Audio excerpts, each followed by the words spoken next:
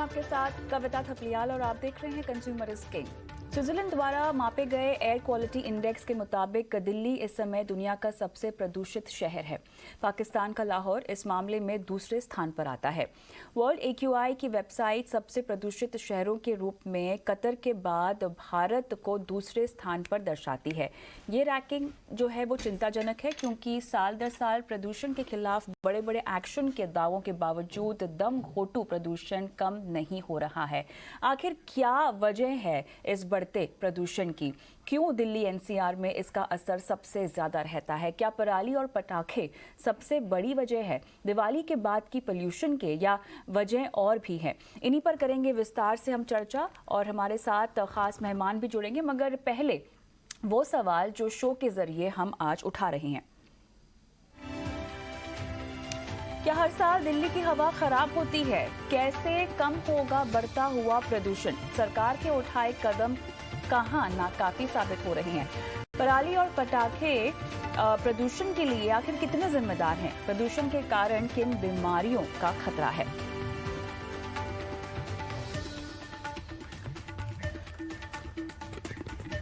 चलिए, तो आज ये तमाम सवाल हम अपने शो पर उठा रहे हैं, और हमारे साथ मेहमान के तौर पर जुड़ गए हैं पंकज कुमार, पर्यावरणविद, Gufran Baig, founder, project director Safar, doctor Sandeep Nair, senior pulmonologist, Max hospital हमारे साथ कुछ ही समय में जुड़ेंगे। लेकिन पंकज जी आपका और गुफरान जी आपका बहुत बहुत स्वागत है हमारी इस बेहद खास पेशकश में। पंकज जी, आपके पास आऊंगी। ये जो रिपोर्ट हम दिखा रहे हैं, इससे पहले हमने देखा कि मुख्यमंत्री साहब केजरीवाल तो बोल रहे हैं कि अब की बार जो हवा खराब हुई है दिल्ली की, या जो प्रदूषण मापा गया है, वो पिछले 7 साल में सबसे कम है। लेकिन जो फिलहाल अभी रिपोर्ट आती हुई दिखाई दे रही है, उसके मुताबिक तो समस्या जस की तस है, इनफैक्ट बढ़ी ही रही है। क्या कहेंगे आप? पहले हम इस बात पर चर्चा कर लें कि जिस तरीके से दिवाली, दशहरा, होली हर साल आ रहा है और हर साल त्योहार मनाए जाते हैं, पिछले 10-15 वर्षों से हम पर्यावरण पर, खास करके इस वक्त में वायु प्रदूषण को लेकर के हर साल चर्चा कर रहे हैं। अब आइए बातें सरकार की करते हैं। अभी जो अरविंद केजरीवाल ने, जैसा कि आपने कहा कि उन्होंने कहा है कि इस साल पिछले साल से कुछ कम हुआ है, तो क्या ये खुश होने की बात है या यह संतोषजनक बात है? या उनकी नजर में कम या ज्यादा किसको कहते हैं? कम का पैमाना साइंटिफिक तरीके से तय होगा या किसी राजनीतिक इच्छा शक्ति के द्वारा तय होगा? ये समस्या काफी गंभीर होती जा रही है। इसमें राजनीति या किसी भी तरीके की कोई और बात करने के बजाय पूरे देश को और देश की सरकारों को, राजनीतिक पार्टियों को, सामाजिक संगठनों को सर जोड़कर सोचने की जरूरत है कि हम आने वाली नस्लों के लिए क्या करने जा रहे हैं। लोग दिन पर दिन नई नई बीमारियों के बारे में बता रहे हैं। डॉक्टर्स, अभी आपने कहा कि आपके यहाँ कोई डॉक्टर भी जुड़ रहे हैं, वो खुद आपको बताएंगे कि पिछले 15 वर्षों में हम लोगों के यहाँ सांस से संबंधित बीमारियों की कितनी बढ़ोतरी हुई है। इसके पहले हम लोग कह रहे थे कि पानी से, प्रदूषित पानी की वजह से वाटर बोर्ड डिजीज जो है ना, वो हमारे देश में फैल रहा है। आज की डेट में सिर्फ प्रदूषण एक वर्ड है जिसमें कि जल और वायु दोनों को अगर मिला लें ना, तो हमारी GDP का एक बहुत बड़ा हिस्सा ना इस बीमारी से निपटने में खर्च होता है ना, और लोग कंगाल से हो रहे हैं। अब सोचने की बात यह है कि इस पर चर्चा कब तक करेंगे, कितनी करेंगे, और इस पर काम कब करेंगे। रही बात, अभी आपने कहा कि पटाखे यही चलाने है। से या बिल्कुल नहीं, हमारे सवाल भी यही है कि हर साल हम इस समय इस बात पे चर्चा करते हैं कि क्यों दिल्ली और आसपास के इलाकों की हवा इतनी खराब हो रही है। लेकिन अब की बार क्योंकि हमने मुख्यमंत्री जी की स्टेटमेंट आती हुई देखी है, गुफरान साहब मुझे बताएं, जहां तक काम की बात है जिस पर बहुत दम दिया जा रहा है कि सरकार की तरफ से जो कदम उठाए गए हैं, देखिए उसी का फल सामने आ रहा है कि 7 साल में सबसे कम खराब है अभी भी एयर क्वालिटी, लेकिन सबसे कम खराब है। कदमों के लिहाज से अगर मुझे एनालाइज करना हो गुफरान साहब, तो ऐसे कौन से कदम हैं जो उठाए गए हैं जो बुनियादी रूप से अब शायद असर आते हुए उसका दिखाई दे रहा है, दे रहा है क्या नहीं, उस पर सवाल निशान अभी भी है, लेकिन क्या कदम उठाए गए हैं?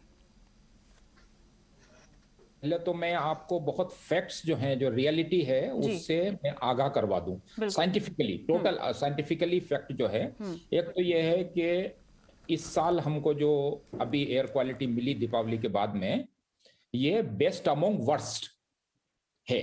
तो बेस्ट अमोंग वर्स्ट का आप समझ गए कि हमारा जो सीवियर होता था वेरी पुअर है, लेकिन जहां तक हेल्थ का सवाल है हमको ताली बजाने की जरूरत नहीं है कि भाई वो गुड हो गई या वेरी गुड हो गई या सेटिस्फैक्टरी हो गई, नहीं है। नंबर वन फैक्ट्स क्या है, इस साल वो 7 साल में सबसे कम दीपावली के नेक्स्ट डे में प्रदूषण रहा, ये सत्य है, ये सत्य है। लेकिन उसके कारण मैं आपको 3 कारण बता रहा हूं प्रायोरिटी के हिसाब से जो साबित हुए हैं, और आप उसमें खुद अनुमान लगा सकती हैं कि उसमें कहां पर किसके स्टेटमेंट में कितना फिट हो रहा है। नंबर 1, दीपावली इस बार काफी पहले थी, अभी भी उतनी ठंडी बिल्कुल नहीं हुई है जितनी होती है नॉर्मली, इवन इस टाइम पे भी, यानी कि अभी भी हम वार्मर टेम्परेचर में हैं। मानसून बहुत पहले विड्रॉल हो गया है, तो मानसून के इमीडिएटली बाद थोड़ी स्टेग्नेशन कंडीशन, यानी हवाएं बहुत रुकी हुई होती हैं जो कि पोल्यूशन को पकड़ लेती हैं, वो समय निकल गया क्योंकि मानसून पहले हफ्ते में ही विड्रॉल हो गया। इसकी वजह से जो पहली सबसे बड़ी जो रही चीज वो ये है कि रात 12 बजे से लेके इवन सुबह तक जो सरफेस विंड स्पीड थी वो करीब 9.5 किलोमीटर पर आवर रही, और मैं आपको ये बता दूं कि पिछले 2, 3, 4, 5 साल से ये 4 से नीचे रहती थी। तो आप खुद ही समझ सकते हैं कि ये तो स्टेग्नेशन जितना हो रहा था, जो मतलब जो एक्यूमुलेट हो रहा था, नया पोल्यूशन जो भी किसी से भी निकल रहा है रात को, वो उतना ही डिस्पर्स हो रहा था। नंबर 1। नंबर दूसरी चीज जो है, गॉड की कृपा रही कि नॉर्मली इस समय जो है पराली से आने वाली जो दिशा होती है वो बेसिकली नॉर्थ वेस्ट होती है, वहां से पराली आती है। मतलब पंजाब, हरियाणा, उत्तर प्रदेश के वो एरिया जो हैं वो नॉर्थ वेस्ट की तरफ है, मतलब उत्तर पश्चिमी क्षेत्रों में। बट सडनली कल शाम से जो आने वाली दिशा है वो हो गई वेस्टर्ली, यानी पश्चिमी, जहां पर की वो एरिया जहां पर की धूली होती है और उसके अलावा कोई पराली वगैरह का कोई कण बिल्कुल नहीं जलता है। और आल्दो ये तो हुआ है कि जो अभी शुरू के 2 सप्ताह में अक्टूबर में जितने पिछले 2-3 साल में फायर काउंट्स हुए उससे बहुत कम हो गए, लेकिन अब पिछले 3 दिन से फायर काउंट्स उतने ही हो रहे हैं जितने कि पिछले 2 साल में या लास्ट ईयर हुए थे। बिल्कुल सही। तो फायर काउंट्स उतने ही हो रहे हैं, लेकिन दिशा बदली है। ये 1 या 2 दिन का रेस्पाइट है। अभी आप देखिएगा 3 दिन के बाद में जैसे ही दिशा नॉर्थ वेस्टर्ली हो गई और 1000 काउंट हुए, इमीडिएटली उसका प्रदूषण का वो आने लग जाएगा। ये 2 चीजें हुई। और तीसरी चीजें का मैं जो है मतलब डाउट का जो एडवांटेज ऑफ द डाउट है वो देना चाहूंगा कि मतलब हो सकता है कि बहुत सारी चीजें जो हैं, कुछ कंट्रोल मेजर जो अपने को दिख नहीं रहे हैं वो किए हों पीछे में दिल्ली के अंदर खास तौर से, उसकी वाली बात है। लेकिन एक चीज बहुत इंपॉर्टेंट मैं यह बताना चाह रहा हूं कि ये डस्ट पॉल्यूशन कम होना चाहिए, स्प्रिंकलिंग हो रहा है, पानी कम हो रहा है, या कंस्ट्रक्शन एक्टिविटीज वगैरह का भी कुछ हो रहा है। यहां पर यह चीज है कि डस्ट से PM10 जो कि लेस टॉक्सिक पार्टिकल्स हैं उनकी कमी होती है, उनका कंट्रीब्यूशन ज्यादा होता है। PM2.5 का डस्ट के अंदर कंट्रीब्यूशन रिलेटिवली बहुत कम होता है। तो ये समय की बात है कि गर्मियों के अंदर आप स्प्रिंकलिंग करवाएं, क्योंकि PM10 बहुत बढ़ जाता है धूल की वजह से। इन दिनों प्रायोरिटी हमको सेट करना है, साइंटिफिकली ये चीज मालूम करना है कि भाई हम किस चीज को अटैक करें कंट्रोल के लिए, किस चीज को। सबसे पहली चीज जो है, दिल्ली लैंडलॉक सिटी है, नहीं, लेकिन यहाँ पर समस्या ये है कि इतना सब समाधान हमारे साथ पड़ा हुआ है, हमारे सामने है, उसके बावजूद भी इस पर एक्ट क्यों नहीं किया जा रहा है? क्योंकि ये समस्या तो हर साल की है।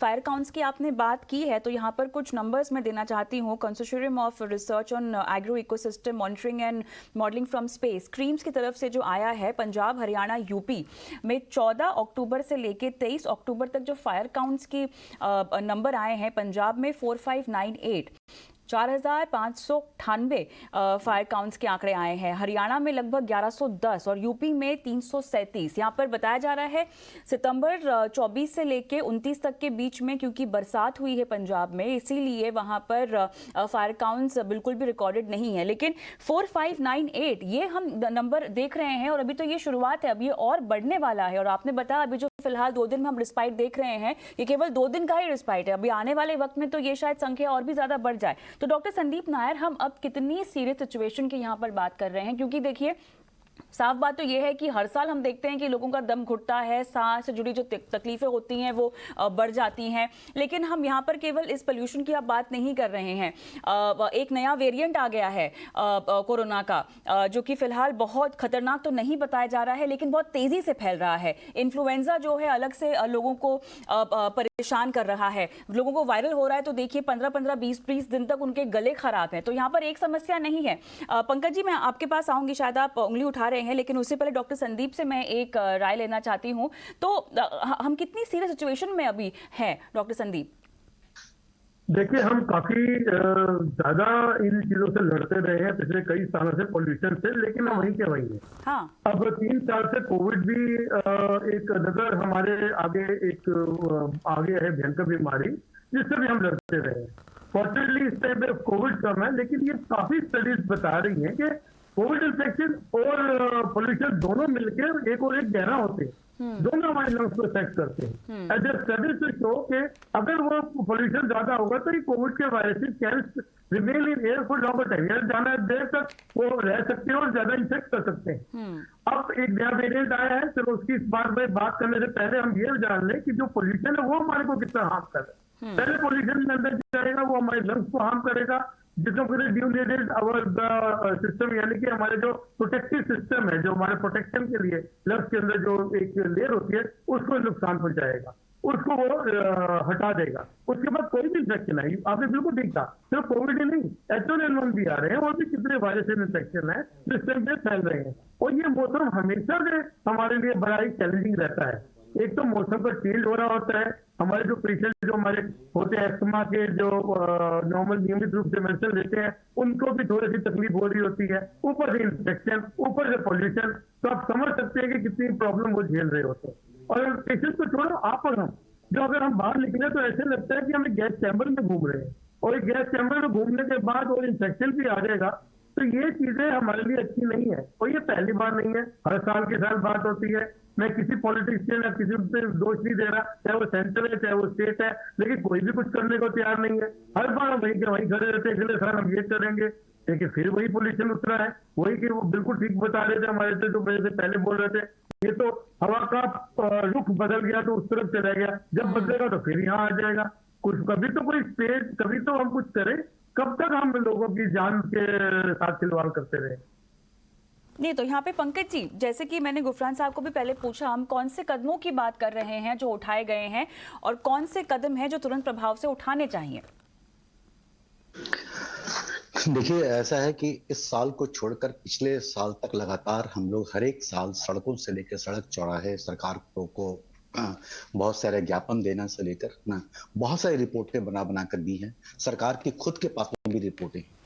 सरकार को समस्या का स्तर क्या है ये जानने की जरूरत नहीं। सरकार के पास सेंट्रल पोल्यूशन कंट्रोल बोर्ड है, उसके पास में स्टेट पोल्यूशन कंट्रोल बोर्ड है, और भी ऐसी नियामक संस्थाएं हैं जो उनको इस चीजों की खबर दे रही हैं। साथ साथ हम लोग भी अपनी तरह तरह से रिपोर्ट्स बनाकर देते रहते हैं, सरकार से व्यक्तिगत रूप में भी मिलने की कोशिश करते रहते हैं, उनको बताते रहते हैं।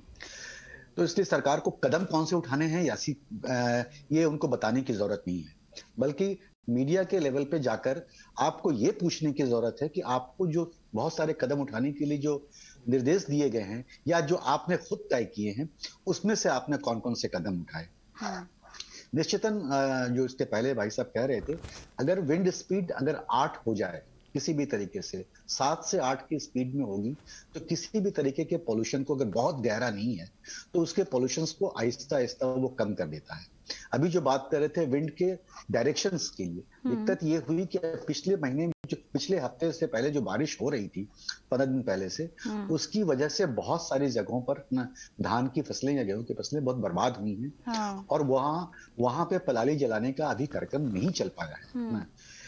इसलिए अगर वो स्पीड अगर उतनी ही रहती और या अगर नॉर्थ से वेस्ट की तरफ भी होता, तो इस वक्त में वहां पे किसानों को पलाली जलाने की वैसी तैयारी नहीं है।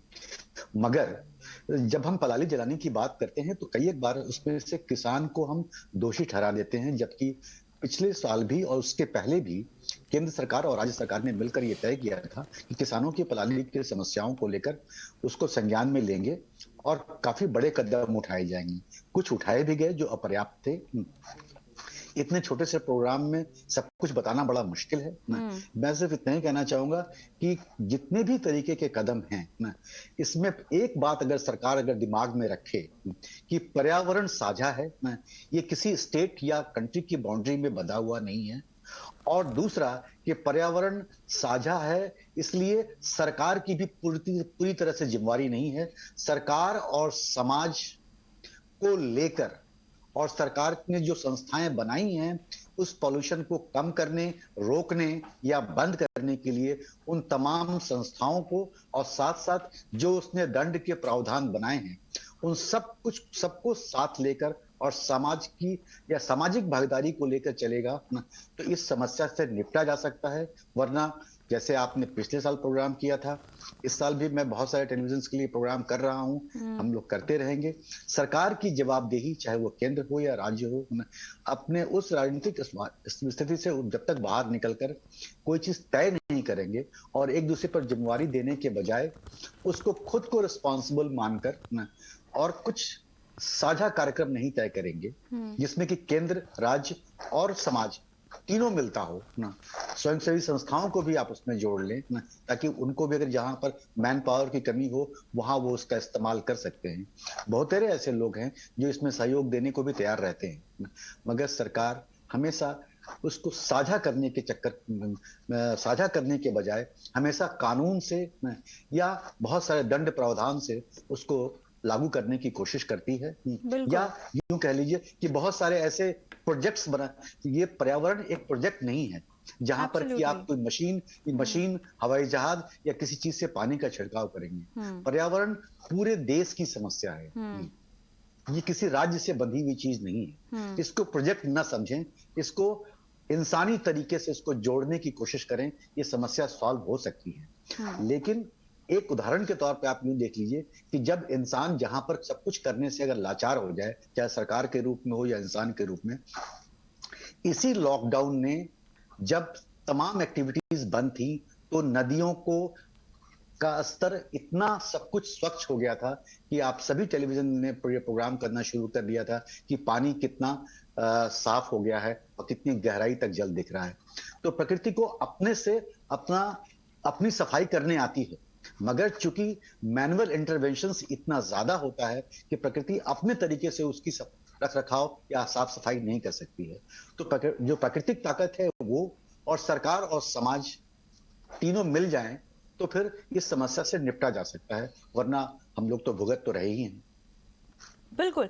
डॉक्टर संदीप, देखिए यहाँ पर साल के इस समय के दौरान तो हमेशा ही हम दिक्कत देखते हैं, लेकिन पिछले बहुत सारी रिपोर्ट्स यहाँ पर छपी हैं जिनके मुताबिक एक बहुत बड़ा वजह या बहुत बड़ा रीज़न है कंस्ट्रक्शन डस्ट, जो कि इस साल के समय ऐड ऑन हो जाता है पराली के साथ और तमाम तरह की जो दिक्कतें हैं लोगों में वो ज़्यादा और महसूस होती है। लेकिन एक जो कंसिस्टेंट प्रॉब्लम जो रिपोर्ट की गई है वो है कंस्ट्रक्शन डस्ट और बाद में जो गाड़ियों से प्रदूषण हो रहा है और बुरा इंफ्रास्ट्रक्चर। इसका असर जो है साल के इस दौरान वो बहुत ज़्यादा बढ़ जाता है। अब मुझे सवाल आपसे ये पूछना है, क्योंकि हम एक ऐसे माहौल की बात करें जो कि आपने अभी समझाया भी कि यहाँ पर कोविड भी है, इन्फ्लुएंजा, वायरल तमाम तरह के वायरसेस घूम रहे हैं। अब जिन्हें अपनी लंग्स और रेस्पिरेटरी सिस्टम को लेके ऑलरेडी शिकायतें हैं, उन्हें अब इस तरह के माहौल में, इस तरह की हवा में किस तरह से बचकर रहना चाहिए। अब घर पे रहना भी मुश्किल हो गया है। सुबह किसी से बात हो रही थी, वो कह रहे हैं घर पे बैठे बैठे भी आंखें जल रही हैं, घर पे बैठे बैठे भी लोगों को छींके और खांसी जो है लगातार आ रही है। तो किया क्या जाए?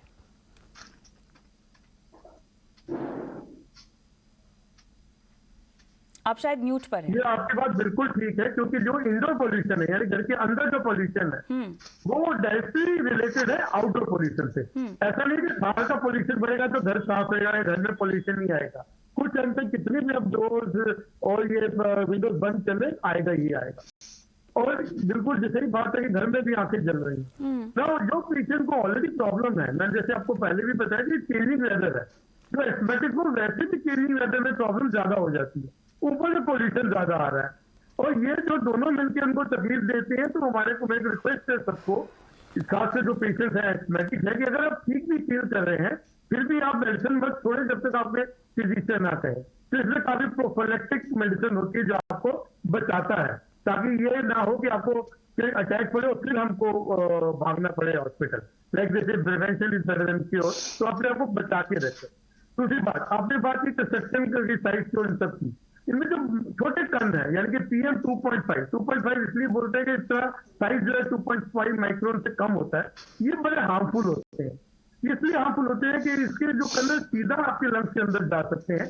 बड़े जो आपके पार्टिकल्स होते हैं उसको हमारे लंग में जो बैरियर होते हैं उसको रोक सकते हैं, लेकिन इसको कोई रोकने वाला नहीं, सीधा लंग्स के अंदर जाते हैं, उससे वहाँ ब्लड में भी जा सकते हैं। और इतनी स्टडीज आगे जो बताती है कि लंग्स को डायरेक्टली ब्लड में जाके डिफरेंट ऑर्गन्स को इन्वॉल्व कर सकते हैं। तो हमारे को ये चीजों से जरा ध्यान रखना है कि हमारे को उन पेशेंट्स को नियमित रूप से दवाई लेते रहना है। और दूसरे जो लोग हैं आम बंदे भी जब भी बाहर जाए, अब तो खैर कोविड ने काफी कुछ सिखा दिया हमको कि मास्क भी डालना है, और ये N95 या N99 जो मास्क होते हैं वो स्मॉल पार्टिकल्स को भी रोक सकते हैं। अब कोविड के बाद डेफिनेटली मास्क डालने की एक आदत सी पड़ भी गई काफी लोगों को। तो जब भी वो लोग बाहर जाए या जब भी हम इस पोल्यूटेड एनवायरनमेंट में जाए, ट्राई टू वियर मास्क, अपने आपको प्रोटेक्ट करके रखें।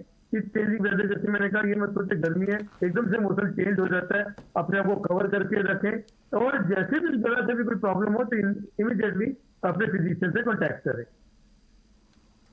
गुफरान जी, पंजाब पोल्यूशन कंट्रोल बोर्ड के मुताबिक तो ये पूरी समस्या का हल होने में लगभग और 4 से 5 साल जो है वो लग जाएगा, लेकिन अभी तक जो हम देख रहे हैं दिल्ली का जो एयर पोल्यूशन है वो एक नॉन इशू रहा है। पब्लिक पॉलिटिकल डिस्कोर्स दोनों में ही, जब तक दिवाली नहीं आती तब तक ये मामला जो है वो उठता ही नहीं है। हमें ये बताएं या हमें ये समझाएं, जो पंजाब का पोल्यूशन बोर्ड कह रहा है 4 से 5 साल का वक्त लगेगा, ये बात तो हम पिछले 10 साल से सुन रहे हैं। यहाँ पर पंजाब की अगर मैं बात करूं तो कितनी लैक ऑफ इंटेंशन अब सरकार की दिखाई दे रही है, कितनी मिसप्लेस्ड प्रायोरिटीज की हम यहां पर बात कर रहे हैं। देखिए, ऐसा है कि ये जो पंजाब हरियाणा का पराली का सवाल है, ये तो अक्टूबर और नवंबर यानी 45 डेज का है। इसके बाद में तो दिसंबर जनवरी में पोल्यूशन ये अक्टूबर से भी ज्यादा हो जाता है। हाँ। तो समस्या सिर्फ पंजाब हरियाणा तो एक बहुत मात्र छोटी सी 40 दिन की समस्या, बस ये है कि उसके अंदर लॉन्गिटिविटी हो जाती है इतनी, उसकी वजह से प्रॉब्लम है। मेजर इशू तो ये है कि हमको ये भी मालूम है कि पॉल्यूशन क्या है, उसके सॉल्यूशन भी मालूम है कि सॉल्यूशंस क्या है, लेकिन इंप्लीमेंटेशन जो है वो लेकिंग है। और इंप्लीमेंटेशन ही, फॉर एग्जांपल अभी दिल्ली की बात आप समझ लीजिए, अगर आपने दिल्ली के अंदर ही कोई कदम उठाए, यानी कि सारे का सारे अगर व्हीकल बंद भी कर दिए ना, तो पॉल्यूशन जो है कम नहीं होने वाला है। अच्छा। वेरी पुअर से लेके वो पुअर में आ जाएगा, मॉडरेट आ जाएगा। तो सफर ने एक बहुत क्लियर कट किया था कि आपको दिल्ली की हवा साफ करने के लिए कितने चारों तरफ के एरिया के अंदर अमल कंट्रोल मेजर लेना पड़ेंगे। वो करीब 150 से 200 किलोमीटर के बीच में पेरीफेरी ऑफ दिल्ली के अंदर अगर आपने कंट्रोल मेजर्स लिए तो दिल्ली के अंदर एक सिग्निफिकेंट इंप्रूवमेंट आएगा। और अभी प्रॉब्लम क्या हो जाती है कि गवर्नमेंट्स दूसरी हो जाती हैं, वो हो जाती है, और मतलब institute of positive towards combine मिलजुल के काम करने की जगह और डिबेट कहीं दूसरी तरफ चली जाती है। और वही रीजन है कि मैंने बताया आपको कि सॉल्यूशन मालूम है, लेकिन इंप्लीमेंटेशन जो है वही बहुत बड़ा इशू रहता है और उसके ऊपर काम करना चाहिए। और ये पूरी तरह से ध्यान है अभी कि बाहर से कितना आ रहा है, पराली के टाइम पे क्या होता है। दिसंबर जनवरी में कोई पराली नहीं होती, फिर भी प्रदूषण ज्यादा जाता है।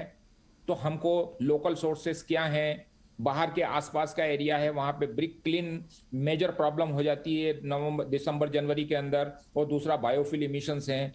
लेकिन अब हमारी पॉवर्टी इतनी है रूरल एरिया के अंदर कि वहां पर जो है वो क्या करेंगे, अगर उनको कोई ऑल्टरनेट और नहीं दिया गया तो लकड़ी जलाएंगे ना, उससे बहुत ज्यादा बायोफ्यूल इमिशन से प्रदूषण होता है।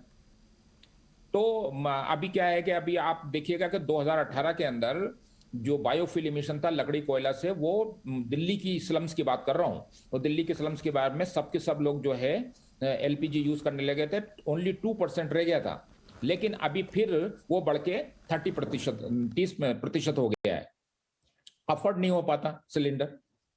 तो बहुत सारी चीजें ऐसी हैं जिसको कि हमको मालूम है, सॉल्यूशन भी है, लेकिन ये बहुत जरूरी है कि प्रायोरिटीज सेट करना है, इंप्लीमेंटेशन दिल से करना है, और ऑब्वियसली जो जनता है और बाकी जो दूसरे हैं उनको अभी समझ में आ रहा है, क्योंकि अवेयरनेस जैसे जितनी बढ़ेगी, अवेयरनेस जितनी देखी जाएगी, जैसे आप लोग प्रोग्राम कर रहे हैं, ये बहुत अच्छी बात है इसके अंदर, उतने ही ज्यादा जनता को अपने आप जागरूकता पैदा होगी, और वो उसके साथ में मिलजुल के अगर काम होगा तो कंबाइंड इफेक्ट, कंबाइंड इम्पैक्ट बहुत जरूरी है, मिलजुल के बात करना जरूरी है, और हल की डालना जरूरी है। बिल्कुल, और इसीलिए बहुत जरूरी है कि अपने लेवल पर तो आपको अपनी सेहत का ख्याल रखना ही है, लेकिन आप क्या कर सकते हैं? पब्लिक ट्रांसपोर्ट ज़्यादा इस्तेमाल कर सकते हैं, कारपूल करना भी अच्छा विकल्प हो सकता है आपके लिए, आसपास के काम के लिए आपको अगर साइकिल हो तो उसका इस्तेमाल करना चाहिए, कूड़े कचरे को भूलकर भी ना जलाएं, और साथ ही कचरे को रिसाइकिल करने पर आपको जोर देना होगा, बेवजह एसी और इलेक्ट्रॉनिक उपकरण ना चलाएं, पास पड़ोस और सोसाइटी में पेड़ पौधे लगाएं,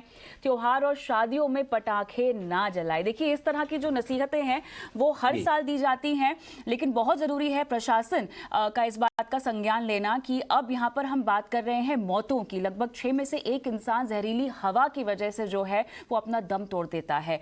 अब अगर इस पर काम नहीं किया गया तो कब? सवाल अब यही उठता है। बहुत बहुत धन्यवाद आप सभी का इस खास पेशकश में शामिल होने के लिए। मुझे भी इजाजत दें, नमस्कार।